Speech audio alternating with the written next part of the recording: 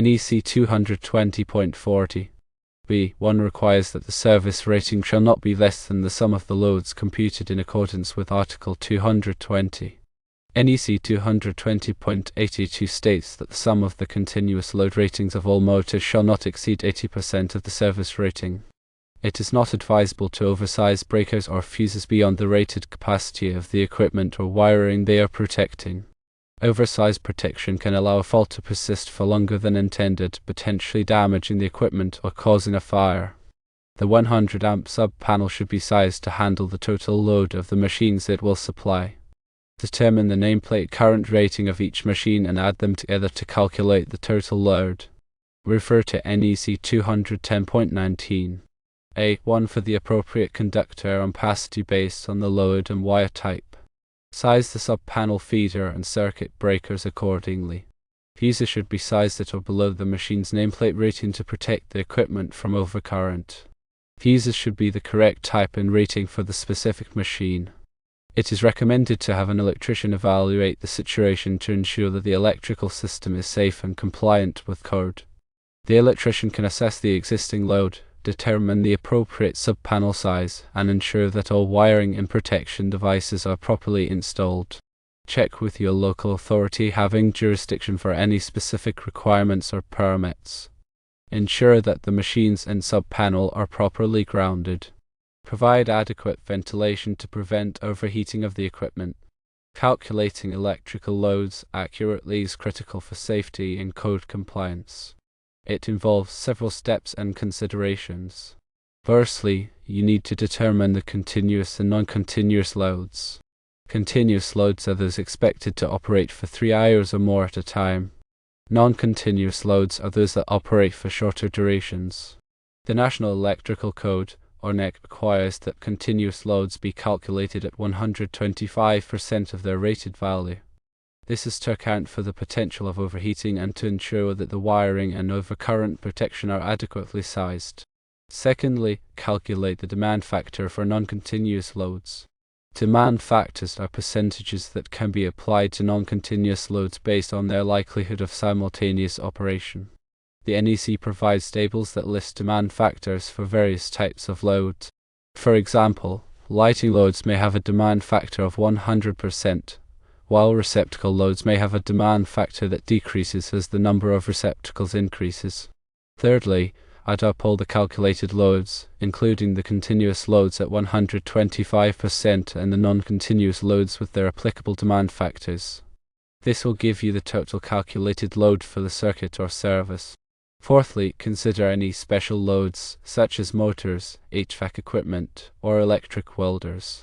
These types of loads often have specific requirements outlined in the NEC, such as locked rotor ampacity for motors or duty cycle correction factors for welders. Make sure to account for these special requirements when calculating the total load. Fifthly, it is important to consider future expansion when calculating electrical loads. If you anticipate adding more equipment or loads in the future, it is wise to oversize the wiring and overcurrent protection to accommodate these future needs. This can save you the cost and hassle of having to upgrade the electrical system later on. Sixthly, consult with a qualified electrician or electrical engineer to verify your calculations and ensure compliance with all applicable codes and regulations. Electrical load calculations can be complex, and it is important to have them reviewed by a professional to ensure safety and accuracy. When sizing a sub-panel, begin by determining the total load it will serve. This involves adding up the ampacities of all the circuits that will be fed from the sub-panel. Ensure that the sub-panel's ampacity rating is sufficient to handle the total load, with some margin for future expansion. For example, if the total load is calculated to be 80 amps, a 100 amp sub-panel would be a suitable choice. Calculate the size of the feeder conductors that will supply power to the sub-panel.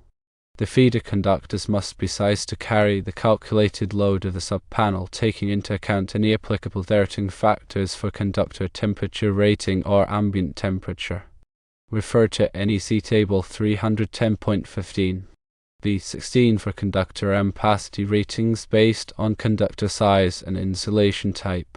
Choose the appropriate overcurrent protection device for the sub-panel feeder.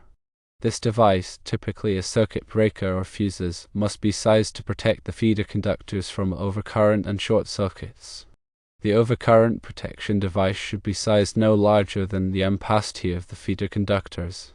Grounding and bonding are critical for the safety and proper operation of the sub-panel. Ensure that the sub-panel is properly grounded to the building's grounding electrode system. Bond all metallic components of the sub-panel together to create a low impedance path for fault current. Label the sub-panel and all of its circuits clearly and accurately. This will make it easier to identify and troubleshoot circuits in the future. Use a permanent marking method, such as a label maker, to create clear and legible labels. Inspect the sub-panel regularly to ensure that it is in good condition and that all connections are tight. Look for any signs of damage, such as corrosion, overheating, or loose wires. Address any issues promptly to prevent potential safety hazards. Consider future expansion when sizing a sub-panel. If you anticipate adding more circuits or loads in the future, it is wise to choose a sub-panel with additional capacity to accommodate these future needs. This can save you the cost and hassle of having to upgrade the sub-panel later on. Comply with all applicable codes and regulations when installing and sizing a sub-panel. The NEC provides detailed requirements for sub-panel installations, including grounding, bonding, overcurrent protection, and wiring methods. Consult with a qualified electrician to ensure that the sub-panel installation meets all applicable requirements. When fusing machines, it is important to understand the machine's electrical requirements. Refer to the machine's nameplate for information on voltage, amperage, and horsepower. This information will help you determine the correct fuse size and type. Fuses are designed to protect electrical circuits from overcurrent and short circuits. When a fault occurs, the fuse will blow, interrupting the flow of current and preventing damage to the equipment. It is important to choose fuses that are rated to interrupt the maximum fault current that could occur in the circuit. Use the correct type of fuse for the application. There are many different types of fuses available, each designed for specific applications. For example, time delay fuses are designed to allow temporary overloads, such as those that occur when starting a motor.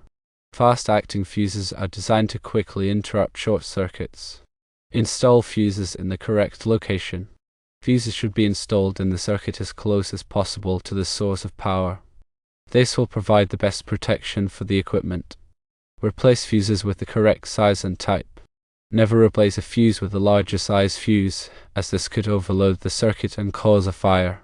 Always use the same type of fuse that was originally installed in the equipment. Inspect fuses regularly to ensure that they are in good condition. Look for signs of damage, such as cracks or discoloration. Replace any damaged fuses immediately. Keep spare fuses on hand so that you can quickly replace blown fuses. This will minimize downtime and prevent interruptions in production. Follow all applicable codes and regulations when installing and using fuses. The NEC provides detailed requirements for fuse installations, including fuse sizing, type, and location. Consult with a qualified electrician to ensure that the fuse installation meets all applicable requirements. Always disconnect power to the circuit before replacing a fuse. This will prevent electrical shock. Use insulated tools when working with electrical circuits. This will help protect you from electrical shock. Wear appropriate personal protective equipment, such as safety glasses and gloves, when working with electrical circuits. This will help protect you from injury. Never work on electrical circuits when you are wet or standing in water. This will increase the risk of electrical shock. If you are not comfortable working with the electrical circuits, hire a qualified electrician to do the work for you. Electricity can be dangerous, and it is important to take precautions to protect yourself from electrical shock. Always refer to the manufacturer's instructions for specific fuse recommendations for the equipment you are working on. The manufacturer's instructions will provide the most accurate and up-to-date information on fuse sizing and type. When evaluating the electrical system, it is important to assess the existing load. This involves measuring the current draw of all equipment and appliances that are connected to the electrical system. This will help you determine whether the electrical system is overloaded. Evaluate the capacity of the service entrance. The service entrance is the point where the electrical system connects to the utility grid.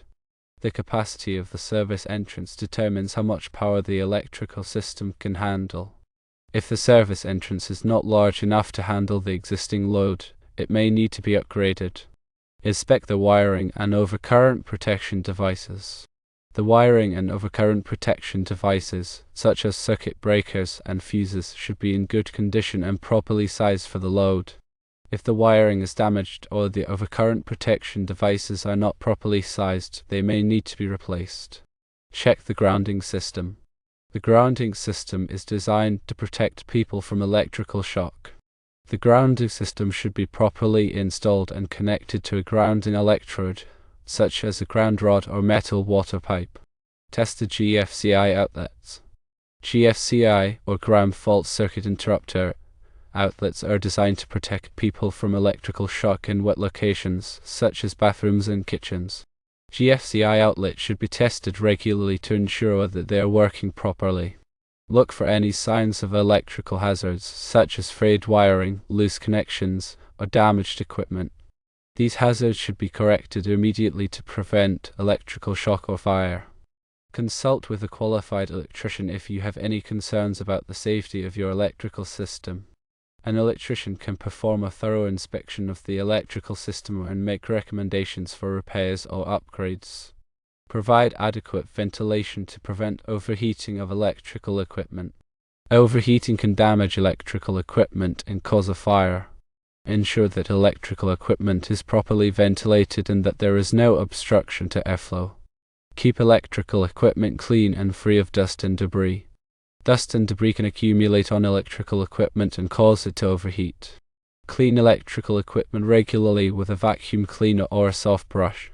Do not use water or other liquids to clean electrical equipment, as this could cause electrical shock.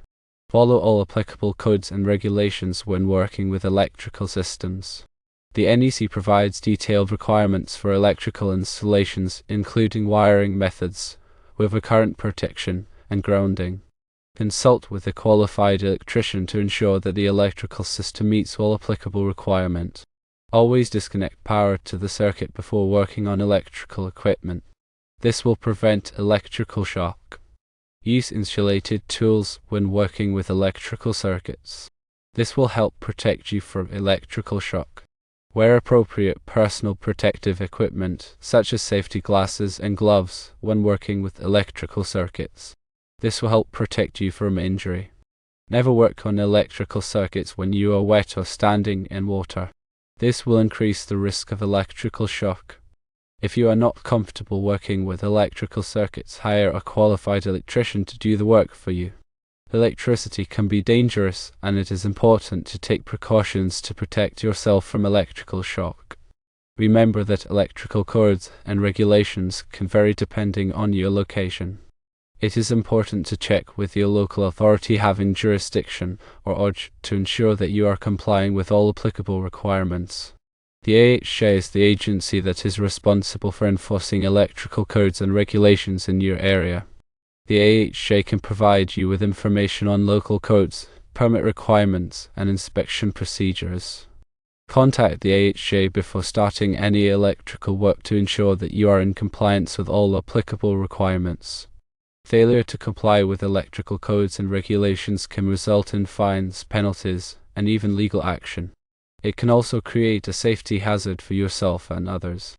Take the time to learn about the electrical codes and regulations in your area and to follow them carefully.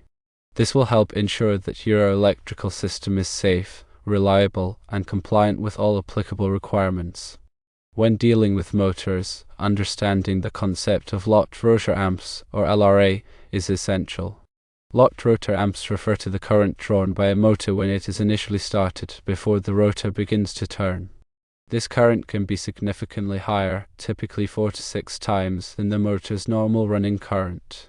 The high inrush current during startup can cause voltage dips and potentially trip circuit breakers if not properly accounted for. For example, a motor with a nameplate current of 20 amps might have an LRA of 100 amps. When sizing circuit breakers and conductors for motor circuits, it is necessary to consider the LRA to ensure that the circuit can handle the inrush current without tripping or overheating. NEC Article 430 provides detailed guidelines for motor circuit protection, including the sizing of overcurrent protection devices based on the motor's LRA and full load current. It is also important to consider the motor's duty cycle when sizing circuit components. Motors that operate intermittently or have short running times may be subject to different requirements than motors that operate continuously. The NEC allows for some adjustments to the conductor and overcurrent protection sizes based on the motor's duty cycle. For instance, a motor with a short duty cycle may be allowed to have smaller conductors than a motor with a continuous duty cycle. Additionally, when selecting motor starters and overload relays, it is crucial to match the device's rating to the motor's full load current and service factor. The service factor is a multiplier that indicates the motor's ability to handle occasional overloads. Overload relays are designed to protect the motor from overheating due to sustained overcurrent conditions. They should be sized to trip at a current level that is slightly above the motor's full load current, but below the point where the motor's insulation would be damaged. Proper motor circuit design requires a thorough understanding of motor characteristics, NEC requirements, and the specific application. Consulting with a qualified electrician or electrical engineer is recommended to ensure that motor circuits are safe, reliable, and code compliant. Regarding conductor ampacity, it is crucial to select conductors with sufficient ampacity to carry the intended load without overheating. Conductor ampacity refers to the maximum current that a conductor can carry continuously under specified conditions without exceeding its temperature rating. The NEC provides tables that list the ampacity of various conductor sizes and insulation types based on factors such as ambient temperature and the number of conductors in a raceway or cable. For example, NEC Table 310.15. E16 lists the ampacity of insulated conductors rated up to 600 volts, based on conductor size, insulation type, and ambient temperature. When selecting conductors, it is necessary to consider the ambient temperature in which the conductors will be installed. High ambient temperatures can reduce the ampacity of conductors, requiring larger conductor sizes to be used. The NEC provides correction factors for conductor ampacity based on ambient temperature. It is also important to consider the number of conductors in a raceway or cable. When multiple conductors are installed in close proximity, the heat generated by each conductor can raise the overall temperature, reducing the ampacity of all the conductors. The NEC provides adjustment factors for conductor ampacity based on the number of current-carrying conductors in a raceway or cable. In addition to ampacity, it is also important to consider the voltage drop in conductors. Voltage drop occurs when the voltage at the load is lower than the voltage at the source due to the resistance of the conductors. Excessive voltage drop can cause equipment to malfunction or operate inefficiently. The NEC recommends limiting voltage drop to no more than 5% for feeders and 3% for branch circuits. To minimize voltage drop, use larger conductor sizes or shorten the length of the conductors. Proper conductor selection requires careful consideration of ampacity, ambient temperature, number of conductors, and voltage drop. Consulting with a qualified electrician or electrical engineer is recommended to ensure that conductors are properly sized for the intended application and comply with all applicable codes and regulations.